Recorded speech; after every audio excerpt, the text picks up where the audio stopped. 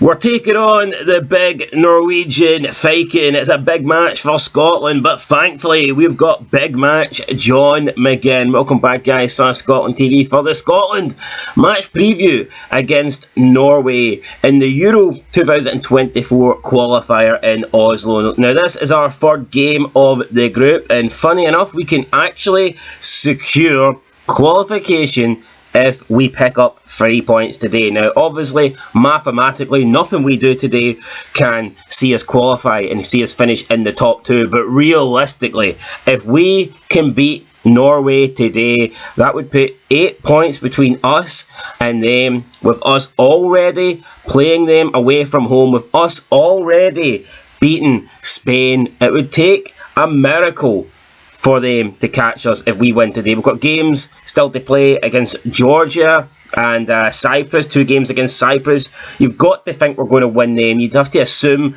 we're going to pick up 9 points. So yeah, if we can beat Norway today, then the points for Norway to catch us, they're pretty much not there. They're pretty much running out of games. Even a draw today would put us in a really, really strong position. Now, obviously, if we lose, Norway are right back in it. But, you know, we need to go out and make sure that does not happen. We need to make sure that we at least take a minimum point away from today's game. And do I think we'll do it?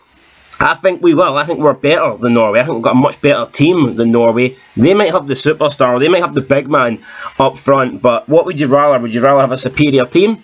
Would you rather have good players in every position, or would you rather have that one superstar? And that's not me saying that Norway only have Haaland. Of course, they've got other good players. They've got Martin Odegaard, who has been fantastic for Arsenal last season. He was really, really good. But still, I think we've got the better team overall. I think we will win this game, and I think we should win this game. Let's do it for Gordon McQueen, who sadly passed away earlier this week. So in terms of team news, Scotland are still without the injured striker Shea Adams and centre half Grant Hanley, which is a little bit disappointing. But on a side note, I actually wouldn't start with any of those guys. I think we play better with Dykes up front. I prefer Dykes up front over Adams, and for me, we have 3 better centre backs than Grant Hanley. So even though we're missing those 2, I don't think it's the end of the world.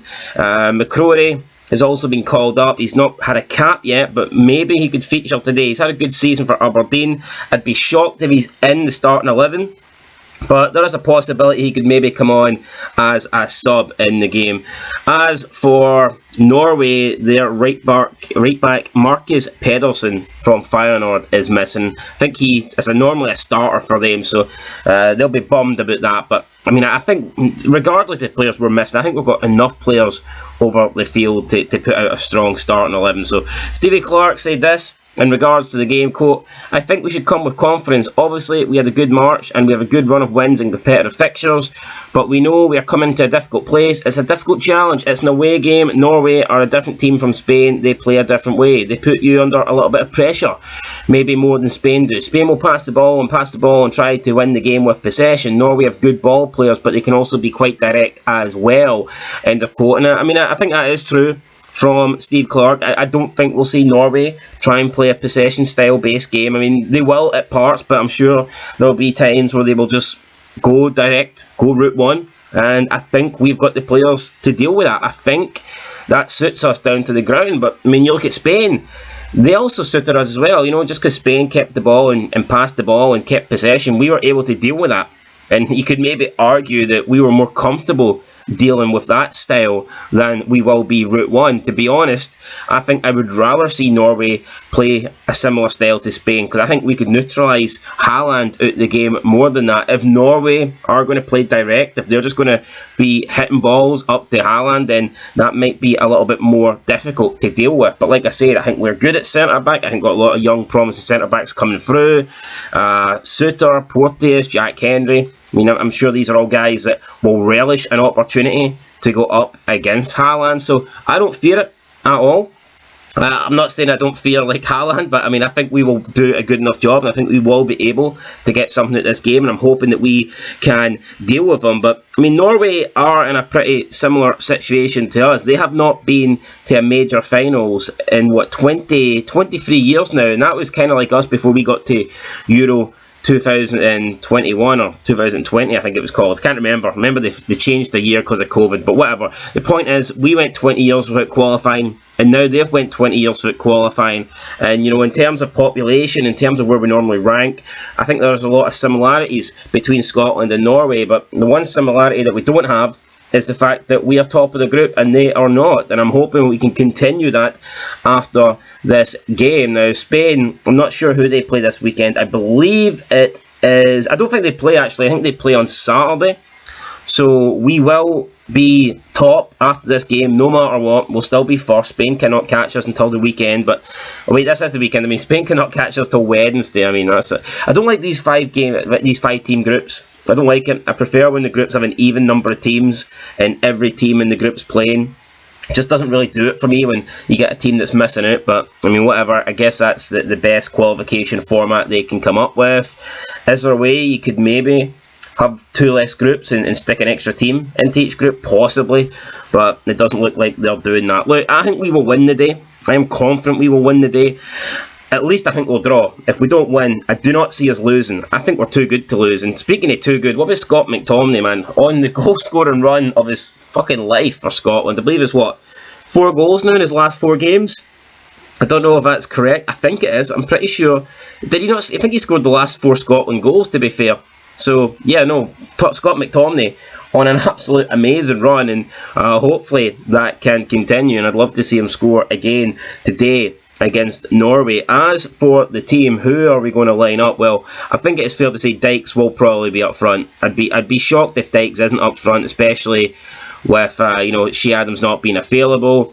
Now, we do have Nisbet being called up, we have Shankland being called up, but I would have to go with Dykes. I think Dykes will be the one to get that chance. In nets, you've got to assume it will be Angus Gunn. I think Angus Gunn will be in there. I think he's more likely to be in there than anyone else, to be fair. He had a chance in the last 2 games and he didn't really have anything to do. So I can't say he performed well, but he didn't do anything badly, so I think he will still be the number 1 for Scotland. I mean, as for centre-backs, that's where it's difficult. I mean, with so many good centre-backs to choose from, in my opinion. I would personally like to see Suter. If we're going 3 at the back, I would like to see Suter, Porteous and Tierney. With Tierney obviously playing left centre-back, but we don't know what he's going to do.